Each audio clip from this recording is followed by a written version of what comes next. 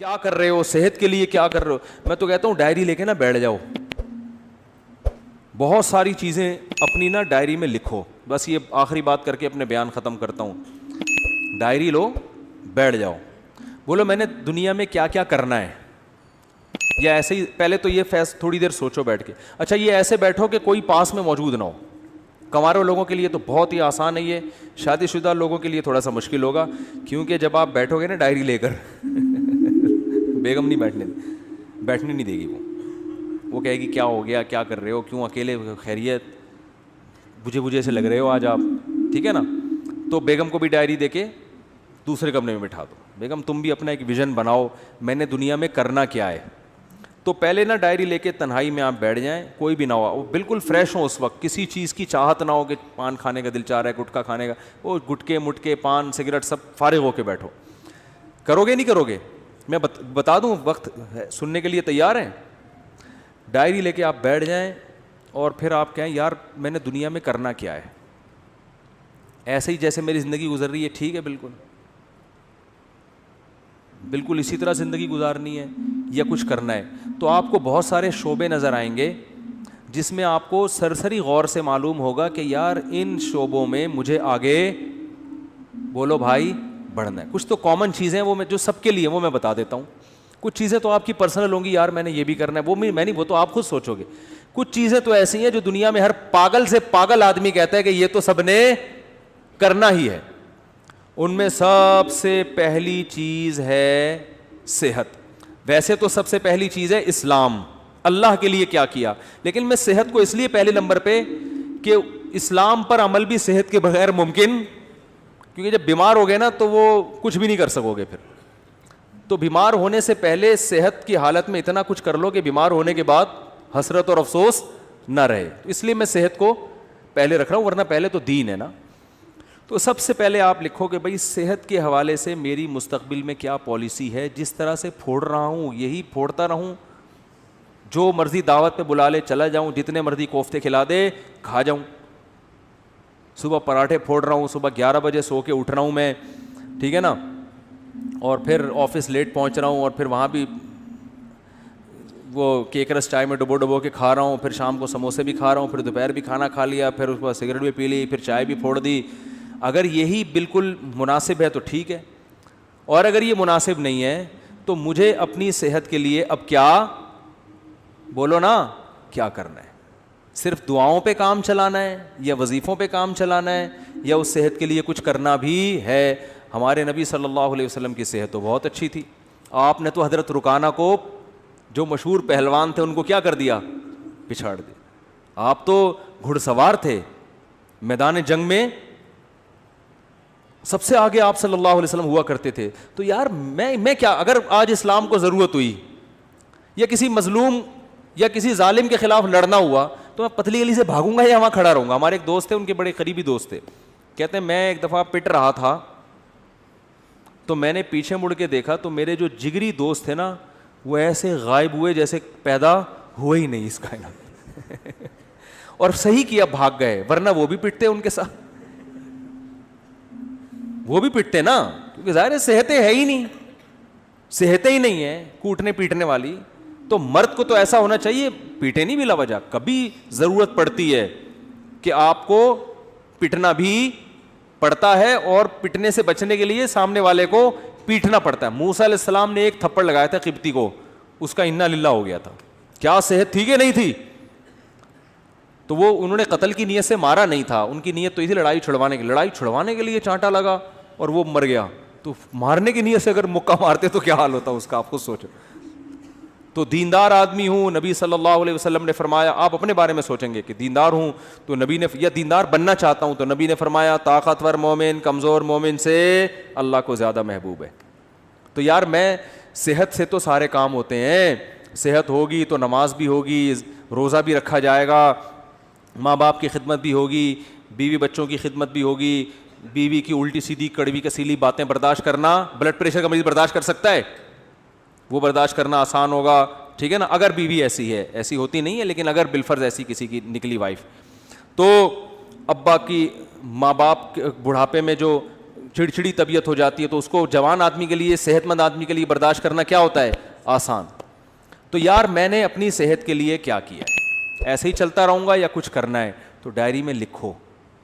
تو صحت کی بھی موٹی موٹی بنیادی چیزیں بتا دیتا ہوں کہ بھائی 40 سال سے میری عمر زیادہ ہو گئی ہے, تو اب سب سے پہلے تو کولیسٹرول چیک کرنا ہے, لیول بڑھا ہوا تو نہیں ہے.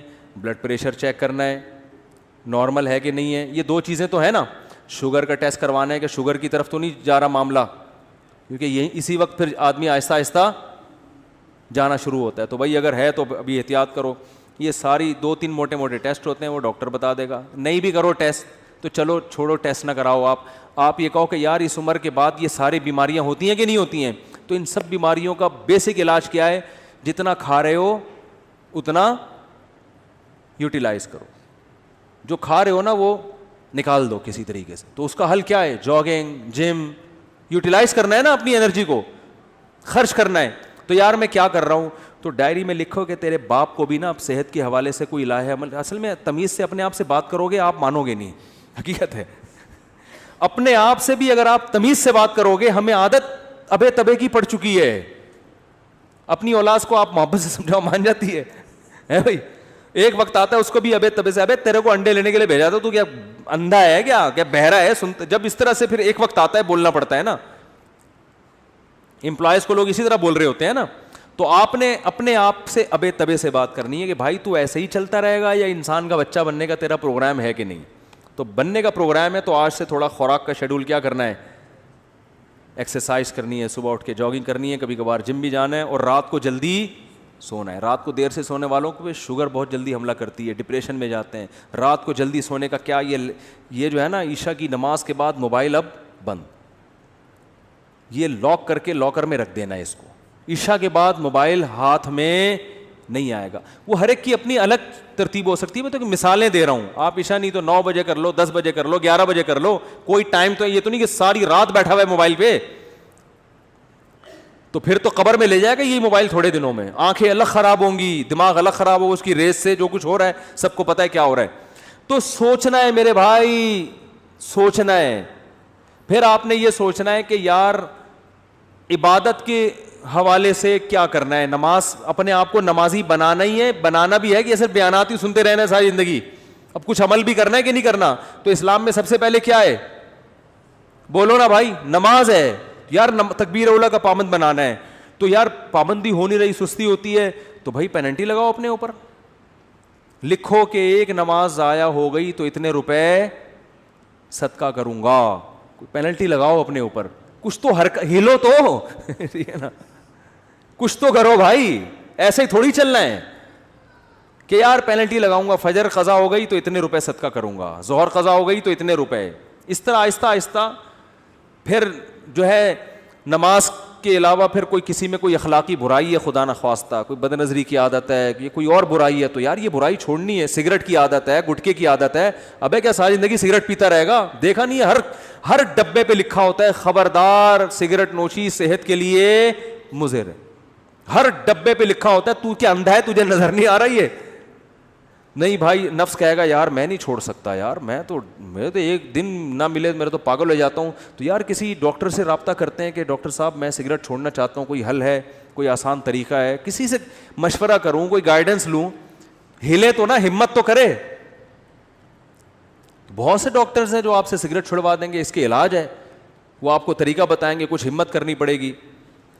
تو آہستہ آہستہ کیا ہوگا, پھر اسی طرح اپنے اس ویژن میں آپ نے کتابوں کا مطالعہ, یار اپنی نالج کو بھی کیا کرنا ہے, بڑھانا ہے. انسان کی پہچان علم سے ہوتی ہے کہ نہیں ہوتی؟ عزت علم سے ہوتی ہے. نالجیبل آدمی ہر جگہ عزت ہوتی ہے, یار اس کے پاس نالج ہے, معلومات ہیں. ڈاکٹر ذاکر نائک کو لوگ کیوں سلام کرتے ہیں؟ نالج ہے یار, حوالے ہیں. کوئی ہسٹری میں ماہر ہوتا ہے, کوئی قرآن و سنت میں ماہر ہوتا ہے, کوئی میڈیکل سائنس میں ماہر ہوتا ہے. تو بھائی اب ڈاکٹر تو ظاہر ہے جو بننا تھا وہ بن گیا. اب آپ نے کچھ کامن نالج ہے جو سب کو سیکھنا ضروری ہے. ہسٹری کے بارے میں سب کو معلومات ہونی چاہیے کہ نہیں ہونی چاہیے؟ تو یار چلو اسلامک ہسٹری پہ کتابیں پڑھنی ہے. سب سے پہلے سیرت ہے اس میں, تو آپ نے کیا کرنی ہے, کتابوں کی لسٹ بنا لینی ہے. یہ کتابیں میں نے اپنی زندگی میں 2 سال کے اندر بولو بھائی مکمل کرنی ہے. اور شروع کہاں سے کرنا ہے؟ سیرت. یار مفتی صاحب سے مشورہ لینا ہے, کہ سیرت پر سب سے بہتر کتاب کون سی ہے. جب سیرت کی کتاب ختم ہو جائے گی تو پھر اسلامی تاریخ پڑھوں گا, ٹھیک ہے نا. پوری جب تک تاریخ ختم نہیں ہوتی چین سے نہیں بیٹھوں گا. کچھ نہ کچھ تو اپنا شیڈول دیکھنا ہے یا بھائی کہ کتنے کتاب کے صفحے روزانہ میں نے مطالعہ کرنے ہیں. سیرت کی کتاب خرید کے لے آئے, بھائی روزانہ ٹائم نکال کے اس کے 10 صفحے تو پڑھنے ہی پڑھنے ہیں. تو کچھ تو 10 نہیں تو 5 پڑھنے ہیں. پھر قرآن کی تلاوت, قرآن پورے سال گزر جاتا ہے, قرآن اٹھانے کی توفیق نہیں ملتی. روزانہ بھائی ایک پارہ تلاوت کرنا ہے, آدھا کرنا ہے. تو میں نہیں کہہ رہا کہ ایک ہی دن میں آپ بہت بڑے ولی اللہ بن جاؤ گے اور آپ ڈائری لے کے بیٹھے اور آپ کی میں انقلاب آ گیا اور آپ اگلے دن سے مطالعہ شروع ہو گیا اور صحت ہٹو بچوں, کولیسٹرول لیول ایک دم, پیٹ ویٹ توند الگ, بالکل فٹنس, اور ایسی کمر ایسی پتلی ہو گئی کہ CID والے بھی تلاش کر رہے ہیں تو ان کو کمر نظر نہیں آ رہی. ایک دن میں نہیں ہو جائے گا, لیکن جب اس طرح سے بیٹھنا سیکھو گے نا تو 1 دن 2 دن 3-4 دن تو صرف خواری کے علاوہ کچھ بھی حاصل نہیں ہوگا. ڈائری ڈھونڈنے میں ہی 1 دن تو گزر جائے گا, ٹھیک ہے. دوسرا دن پین کہاں گیا اس میں گزرے گا. تیسرا دن وہ پین رگڑ کے دیکھنے چل ہی نہیں رہا کم بخت. چوتھے دن جا کے کہیں پین آئے گا. 5ویں دن کوئی جگہ ملے گی. 6ٹھے دن بیگم آپ کو اجازت دے دی کہ چلو اس کمرے میں بیٹھ جاؤ, ٹھیک ہے نا. اور پھر 7ویں دن 6ٹھے دن بیٹھ جاؤ گے, لیکن آپ سوچو گے یار مفتی صاحب نے کیا کہا تھا, کیا کرنا ہے. 7ویں دن جا کے تھوڑا بہت سمجھ میں آئے گا کہ چلو 2 چھوارے رات کو پانی میں بھگونے ہیں یا انجیر رات کو بھگونے, کم از کم پہلے قبض تو ختم کرو نا بھائی. ہو سکتا ہے قبض سے شروع ہو آپ کی صحت, یار میں تو 6 مہینے سے مجھے تو قضاء حاجت نہیں ہوئی ہے, تو پہلے قبض تو ختم کرو. اس کے لیے سنا ہے کوئی نیٹ پہ سرچ کرتے ہیں یار کوئی انجیر سنا ہے. ہو سکتا ہے 1 مہینے کے بعد 2 انجیر آپ کھاؤ رات کو, بس یہ امپروومنٹ ہو, لیکن کچھ تو ہوئی نا. ابے 1 سال 2 سال 3 سال 5 سال میں جا کے تو کچھ انسان کا بچہ بنے گا معذرت کے ساتھ. لیکن جو اسٹائل ہمارا ہے نا ابھی, اس میں 100 سال بھی گزر جائیں گے, اس میں کوئی انسان کا بچہ نہیں بنے گا. جہاں ہو وہیں کے وہیں رہو گے اور مر جاؤ گے تھوڑے دنوں میں. سب مریں گے لیکن کچھ کر کے نہیں, بغیر کیے مر جائیں گے. وہی ہوگا ایک دن جنازہ اٹھائیں گے, مرحوم بہت اچھے تھے, بس پیٹ تھوڑا مرحوم کا نکل گیا تھا اور موت کی وجہ یہ بنی کہ اس دن تھوڑا سا پراٹھے زیادہ کھا لیے تھے حضرت نے, اور ڈاکٹر نے منع بھی کیا تھا, شوگر تھی, 6 لڈو کھائے تھے میرے سامنے. بس موت تو آنی ایک دن, اللہ تعالیٰ مغفرت فرمائے مرحوم کی. باقی بچوں کا کیا ہوگا, ان کے لیے کچھ بنایا نہیں, بچے تو رول رہے ہیں بیچارے, بد دعائیں دے رہے ہیں ابا کو, ابا پیدا ہی نہ کرتے اچھا تھا, کس حال میں چھوڑ کے گئے ہو, ٹھیک ہے نا. تو کچھ کرنا پڑے گا میرے بھائی. میں نے جو بات جہاں سے شروع کی تھی وہاں ختم کرتا ہوں کہ فطرت سے جب بغاوت کرو گے تو فطرت معاف بولو نہیں کرے گی.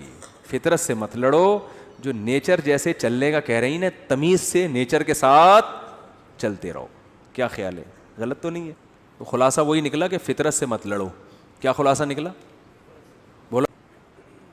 تو یہ کوتاہی آج بہت سے لوگوں سے ہوتی ہیں. لانگ روٹ پہ جا رہے ہیں, دیکھ ہی نہیں رہے کہ کوئی جو ہے وہ راستے میں پیٹرول پمپ ہوگا کہ نہیں ہوگا, اسپیئر ٹائر کے بغیر چلے جا رہے ہیں. پھٹ گیا تو کوئی بات نہیں, اللہ پہ توکل کر کے جا رہے ہیں, کوئی مسئلہ نہیں. او بھائی اللہ نے کب کہا ہے کہ میں نے ضمانت لی ہے کہ تمہارے ٹائر کو کچھ نہیں ہوگا. میں آپ کا کافی ٹائم سے سنتا ہوں, کچھ میرے غیر مسلم بھائی پر محنت چل رہی ہے لیکن رشتے کا مسئلہ ہے. الحمدللہ, خود انہوں نے الحمدللہ لکھا ہوا ہے. میں نالائق کے ذریعے اسلام لائے, چندے وغیرہ کی ضرورت نہیں. پتہ نہیں کیا کہہ رہے ہیں یار. بھائی اللہ ان کو اسلام کی توفیق دے, بہت بڑی نیکی ہے کسی غیر مسلم کو اسلام کی دعوت دینا. مسلمان ہو جائے گا تو شادی بھی ہو جائے گی انشاءاللہ. مسلمان ہو کے تو شادیوں کا 4 شادیوں کا چانس ہو جاتا ہے اس کے لیے. مفتی صاحب اگر کوئی غصے میں بول دے کہ خدا کو نہیں مانتا تو کیا اسلام سے خارج ہو جائے گا؟ جی ہاں, اسلام سے خارج ہو جائے گا, اس کا نکاح بھی ٹوٹ جائے گا. انہوں نے پوچھا ہے, ٹوٹ جائے گا نکاح. غصے میں اپنی زبان کو کنٹرول کرنے کا حکم ہے. غصے میں کسی کو چاقو مار دو تو مرے گا کہ نہیں مرے گا؟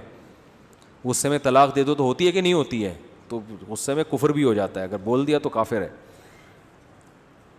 میری والدہ کو ان کی, میں اگلے ہفتے پوچھوں گا آپ لوگوں سے کون کون ڈائری لے کے بیٹھا ہے, سمجھ رہے ہو؟ اگلے ہفتے پوچھوں گا کون کون بیٹھا ہے. بیٹھے گا کوئی بھی نہیں ہے, ایسے ہی آ جائیں گے.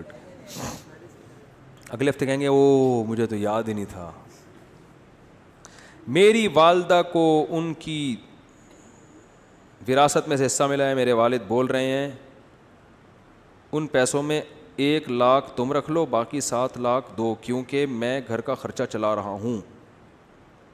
والد صاحب کو 1 کروڑ دو. پتہ نہیں یار یہ رائٹنگ آج کل لوگوں کی صحیح نہیں ہے. بھائی جس کا جتنا حصہ ہے وہ اسی کا ہے. ابا اگر اماں سے مانگ رہے ہیں, آپ کی اماں سے کہ اتنے مجھے دے دو, تو اماں پر لازم نہیں ہے ان کو دینا, ٹھیک ہے نا. وراثت میں آج کل بڑی گڑبڑیں ہو رہی ہیں, جو جس کا ہے وہ اسی کا ہے. اتنی ساری پرچیاں دے دیں جلدی جلدی.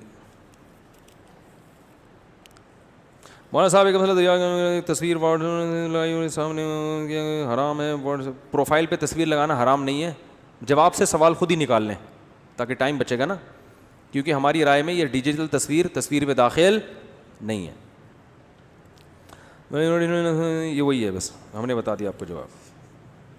ٹائم کم ہے نا, تو جواب سے سوال خود ہی نکالیں. بھائی دیکھو جواب یہ ہے کہ محمد بن قاسم نے, محمود غزنوی نے ہندوستان پہ 17 حملے کیے. تو سوال کیا ہے, محمود غزنوی نے ہندوستان پر کتنے حملے کیے؟ تو خود ہی سوال نکالے نا.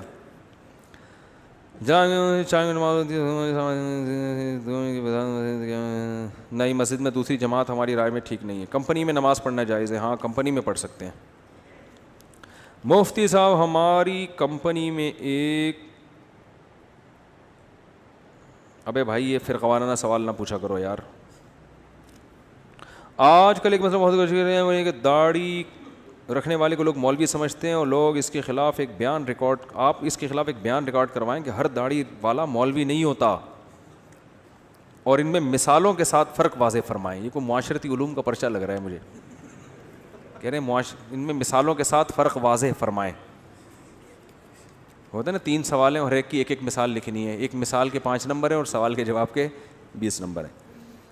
یہ کہہ رہے ہیں کہ بھائی آج کل جب داڑھی رکھ لو تو لوگ کیا تانا دیتے ہیں کہ یہ مولوی بن گیا ہے. ان کو بتائیں, یہ مجھے کہہ رہے ہیں کہ ان کو بتائیں کہ ہر داڑھی والا مولوی نہیں ہوتا. میں آپ سے کہہ رہا ہوں کہ آپ یہ مولوی کے لفظ سے اتنا چڑ کیوں رہے ہو کہ آپ کو کوئی مولوی کہہ دے تو آپ کو غصہ آ جائے. بولے اللہ کا شکر ہے یار, ہم تو فری پھوکٹ میں ہم کو مولانا کہہ دیا آپ نے یار, حالانکہ ہم تو پڑھے لکھے بھی نہیں ہیں. دیکھو جس چیز کے برحق ہونے کا یقین ہو نا, اس پہ کبھی احساس کمتری کا شکار نہ ہو. میں اپنی بات آپ کو بتاؤں, مجھے مولوی پن سے اتنی اللہ معاف فرمائے احساس کمتری اور نفرت سی تھی جو غلط تھا, کہ ہمارے اسکول میں 14 اگست پہ ایک پروگرام ہوا 5ویں کلاس میں. تو اس میں وہ پروگرام ہوتے ہیں نا, تو اس میں کسی کو فوجی بنایا, کسی کو کسان بنایا, کسی کو تاجر بنایا, وہ ملی نغمہ پیش ہوتا ہے. تو مجھے مولوی بنا دیا. میں نے کہا میں نہیں بنوں گا, کرتا شلوار اور ٹوپی. میں نے کہا نہیں میں نہیں بنوں گا, وہ میں نہیں بنا. لیکن پھر ایسا بنا کہ سچی مچی کا مولوی, سچی مچی کا مطلب جس کو لوگ مولوی کہتے ہیں, ایسا مولانا بن گیا. تو اس لیے کہ جب ہم نے ارادہ کیا, ہم نے کہا کشتیاں جلا دو یار, اب مولوی ٹھیک ہے جاؤ, تو کوئی شرمندگی والی بات. ہمارے حضرت مفتی رشید احمد صاحب کے پاس ایک اس میں PIA میں ایک بہت بڑے آفیسر اذان دیا کرتے تھے. حضرت کے پاس جب آتے نا تو وہ اذان وہی دیتے تھے. تو وہ PIA میں بہت بڑا عہدہ تھا. تو جب کوئی ان سے پوچھتا نا کہ آپ کیا ہیں, تو وہ یہ نہیں کہتے تھے میں PIA میں آفیسر ہوں, وہ کہتے تھے میں دارالافتاء والارشاد کی مسجد میں مؤذن ہوں. وہ کہتے تھے یار جس چیز پہ قیامت کے دن فخر کر سکتا ہوں نا, وہی چیز ابھی دنیا میں بھی بتاؤ. قیامت کے دن اللہ پوچھے گا کیا تھے, تو میں کہوں گا اللہ میں اذان دیا کرتا تھا, میں کیا تھا, مؤذن تھا. تو اب دنیا میں بھی اسی پہ قیامت میں کہو گے کہ اللہ میں مؤذن تھا, اللہ کہے گا دنیا میں تو جب کوئی تجھ سے پوچھتا تھا تو اگر لوگ پوچھتے تھے بھی تو مؤذن ہے, گا بھائی میں مؤذن نہیں ہوں, ہاں کبھی کبھار ویسے ہی اذان دے دیتا ہوں, مؤذن نہیں ہوں بھائی, میں کوئی مؤذن تھوڑی ہوں. تو احساس کمتری میں مت آیا کرو. میں اپنا ایک واقعہ بتاتا ہوں نا, میں ٹرین میں جا رہا تھا, بہت پرانی بات ہے, نماز کا ٹائم ہوا. شرعی حکم یہ ہے کہ ٹرین اگر جنگل میں ہے جہاں کہیں دور دور بھی اذان نہیں ہو رہی, تو آپ جب فرض نماز پڑھیں گے تو سنت ہے کہ اذان کہیں پہلے. اور ہم نئے نئے کالج سے نکل کے آئے تھے, مجھے اذان کہتے ہوئے شرم بہت آ رہی تھی, اور وہ بھی فجر کی اذان, سارے ٹرین میں پڑے ہوئے سو رہے ہیں. اب مجھے شرم آ رہی تھی یار میں اذان کہوں گا, لوگ بولیں گے تو بالکل ہی پروفیشنل مولوی نکلا یار. ہمارے تو خیالات کچھ اور تھے, نماز تو ہم پڑھتے تھے بچپن سے ہی, لیکن مولانا بننے کا کوئی پروگرام نہیں تھا. اب مجھے شرم آ رہی تھی یار اذان دو, تو یہ بولیں گے یار یہ ملا یہ تو پورا ملا ہے. بس ہم ٹوپی پہنتے تھے, نماز کے وقت ٹوپی پہنی اور فوراً نماز کے فوراً بعد ٹوپی اتاری اور بال پف آگے سے آدھا گھنٹہ اس کو سیٹ کرنے میں لگتا تھا. ٹوپی بھی اس طرح سے پہنتے تھے کہ بالوں کی سیٹنگ خراب نہ ہو. تو ایسے آدمی کو اذان دیتے ہوئے کتنی شرم آئے گی. تو میں بڑا کنفیوز کہ یار اذان دیں تو لوگ بولیں گے یہ تو پورا ہی ملا ہے. پھر میں نے کہا یار دیکھو اللہ کا حکم ہے کہ نماز پڑھو, یہ کمبختوں کو سوتے ہوئے شرم نہیں آ رہی ہے. سارے کلمہ گو مسلمان ہیں, یا تو کوئی عیسائی یہودی ہندو ہوتے, سب کلمہ پڑھنے والے مسلمان ہیں, سب کو پتہ ہے اسلام میں کتنی نمازیں فرض ہیں, 5 نمازیں, سفر میں بھی نماز معاف نہیں ہے. شرم تو ان کمبختوں کو آنی چاہیے جو پڑے ہوئے سو رہے ہیں, ہمیں تو فخر ہونا چاہیے. تو شرم تو پھر بھی آ رہی تھی, لیکن میں نے کہا ایسی کی تیسی جاؤ. تو میں کھڑے ہو کر میں نے تسلی سے اذان کہی. وہ اذان مجھے لگتا ہے کہ وہ والی اذان, اس کے بعد بہت دفعہ اذانیں تھیں, لیکن وہ اذان شاید اللہ کے ترازو میں شاید وہ بہت وزنی ہو, کیونکہ وہ کہتے ہوئے مجھے کیا محسوس ہو رہی تھی, شرم. تو میں نے کہا نہیں اب نہیں شرمائیں گے, شرم کن کمبختوں کو آنی چاہیے. میں نے کہا اب کوئی رضائی سے جھانکے کبھی نہیں یوں کر کے, میں بولوں گا وہ شرم نہیں آتی تجھے. تو کانفیڈنس پیدا کرو, جو چیز برحق ہے نا, ٹھیک ہے آپ مولوی نہیں ہو, لیکن اگر کوئی کہہ دے مولوی, بولا ہاں ہے. ہمارے ایک دوست تھے, دیکھو ہم نے ساری وہ بچپن میں جو ہے نا دوستیاں یاریاں بنٹے کنچے سب کھیل کود ہم نے کیے ہیں. تو ہمارے ایک دوست تھے, ہم جب دوستوں کی گیدرنگ ہوتی تھی نا, تو آپ کو پتہ ہے دوستوں میں چھیڑ چھاڑی بہت ہوتی ہے. آج کراچی کے لڑکوں میں خاص, لاہور میں تو خود بہت ہی زیادہ ہی ہے جگت بازیاں, کراچی میں بھی ہیں لیکن لاہور کا مقابلہ نہیں کر سکتے ہم لوگ. تو وہ کیا ہوتا تھا, ایک دوسرے کو تنگ کرنا, نا ابے تو یہ ابے تو یہ, اس طرح کی چیزیں ہوتی تھیں. تو ہمارا ایک دوست تھا نا, اس کو جب کوئی مذاق اڑاتا نا, وہ کہتا ہاں بالکل ایسے ہی ہے. اس کو ہم کہتے تھے ابے تیرا تو دماغ ہی نہیں کہہ رہا, میں تو بالکل ہی پاگل ہوں, تمہیں کس نے کہا میرا دماغ ہے. تو وہ اتنا زیادہ کہ وہ اگلا ہی شرمندہ ہو جاتا تھا. بھائی اگلے کو تکلیف ہی نہیں ہو رہی چھیڑنے سے, ٹھیک ہے نا, وہ چھیڑ ہی نہیں رہا. کوئی اس کو کہتا تھا موٹا, کہتا اور کیا, میں تو گینڈا ہوں, تجھے کس نے کہا میں تو گینڈا ہوں. تو وہ نا یہ الٹا یہی الفاظ دہرانا شروع کر دیتا تھا. اس کا نتیجہ نکلتا کہ پھر کوئی اس کو چھیڑتا تھا ہی نہیں, یہ چھیڑ ہی نہیں رہا. اور کچھ لڑکے ایسے ہوتے تھے جن کو ذرا سے چھیڑو نا وہ لال پیلے ہو جاتے تھے, ان کو تو طبیعت سے لڑکے چھیڑتے تھے. لڑکوں کا پھر ان کو چھیڑنے کے علاوہ کوئی کام ہوتا ہی نہیں تھا. تو وہ ایک لڑکا اس میں تھا جو اس بیچارے کا قد تھوڑا چھوٹا تھا, اللہ معاف فرمائے, یہ جائز نہیں ہے ایسے کرنا, لیکن لڑکوں کو کہاں جائز ناجائز دیکھتے ہیں. تو اس کو نا ایک لڑکے نے چھیڑا کہ ابے تو ٹھگنا. اس کو غصہ آیا نا, غصہ آ کے نا یوں ہلتا تھا وہ. تو کہتے ابے اس کا مطلب اعصابی کمزوری بھی ہے, ٹھیک, غصہ بھی جلدی آتا ہے. اب اس کو ایک تو تم تپا رہے ہو, چھیڑ رہے ہو, جب اس کو غصہ آ رہا ہے تو اور بجائے اس کے کہ اللہ کا خوف پیدا کریں, اسے کہتے ہیں اس کا مطلب اعصاب بھی کیا ہیں, کمزور ہیں آپ کے, غصہ بھی جلدی آتا ہے. وہ اور تپتا تھا. لیکن وہ جو دوسرا تھا نا وہ تو, اس لیے اگر کوئی آپ کو مولوی کہہ رہا ہے تو چڑھنے کی ضرورت ہی نہیں ہے. آپ بولو ہاں ہے تو کیا ہو گیا بھائی, تو مولانا ہے, مولوی ہیں, ملا ہیں, ملا بولو, تو اتنے ٹینشن لینے کا نہیں ہے. اصل میں ملا کے لفظ کو ایسا بدنام کر دیا ہے نا, اور پھر بہت سے داڑھی والوں نے بھی بدنام کیا ہے. داڑھی رکھ کے بعض لوگ کچھ الٹے کام کر لیتے ہیں.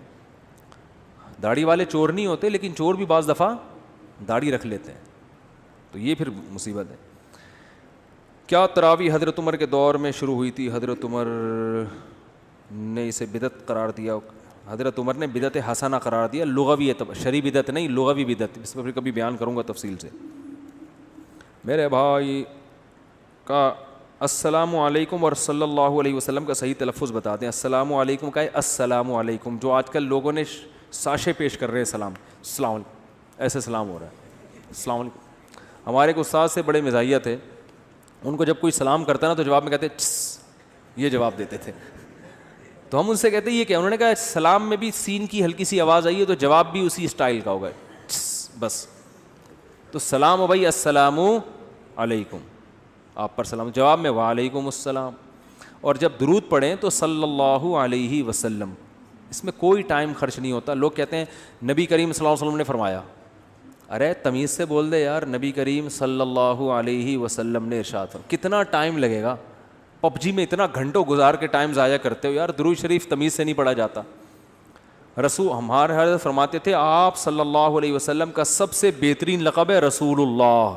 میں اکثر بیان میں دیکھتا ہوں, وہ بولتا ہوں رسول اللہ صلی اللہ علیہ وسلم نے فرمایا, کیونکہ نبی کا جو ہے نا اس سے بہتر کوئی عہدہ ہے نہیں کہ آپ اللہ کے کیا ہیں, رسول ہیں, اللہ کے نمائندے. تو سب سے پیارا لفظ کیا ہے, رسول اللہ صلی اللہ علیہ وسلم. تو تمیز سے بولا کریں, شارٹ کٹ نہ مارے کریں رسول اللہ, آپ نے فرمایا, یوں بول رہے ہوتے ہیں لوگ. جیسے میں سوال پڑھتا ہوں نا ایسے لوگ درود پڑھتے ہیں.